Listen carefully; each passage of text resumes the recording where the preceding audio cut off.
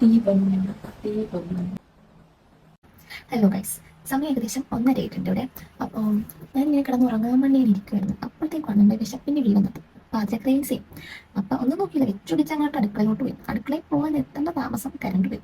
അപ്പോൾ പാചക cravings plus current പോക്ക് എങ്ങനെ ഉണ്ടാവും? ഉഷാറ്. അപ്പം എന്തെങ്കിലും തന്നെ ഉണ്ടാക്കിയാലും കമോ. അപ്പം നമ്മൾ ഓംലേറ്റ് ഉണ്ടാക്കാൻ പാടുന്നത്. ഓംലേറ്റിനായിട്ട് കുറച്ച് സവാള കണ്ടിട്ട് ചട്നി, മുളകും ഒന്നും വേണ്ട. നമുക്ക് സിമ്പിൾ നമുക്ക് ഫ്രൈ ചെയ്ത് ഇപ്പം ഉണ്ടല്ലോ ഗൈസ്, എന്താ സംഭവിച്ചെന്ന് വെച്ചാൽ കുറച്ച് വ്യക്തം കിട്ടിയില്ല. ഞാൻ ഇന്നലെ വീഡിയോ എടുത്ത് ഫ്ലാഷ് ഒക്കെ ഉണ്ട്. അപ്പോൾ നമ്മൾ കുറച്ച് സവാള നമ്മുടെ നെല്ലിക്ക ചാലിക്കാൻ വേണ്ടി എടുത്തിട്ടുണ്ടായിരുന്നു.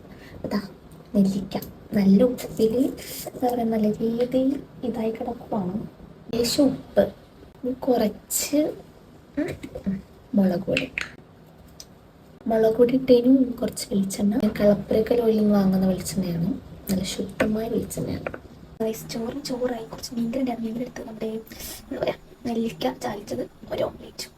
നമുക്കിതിനെ എടുക്കാം ഗൈസ്.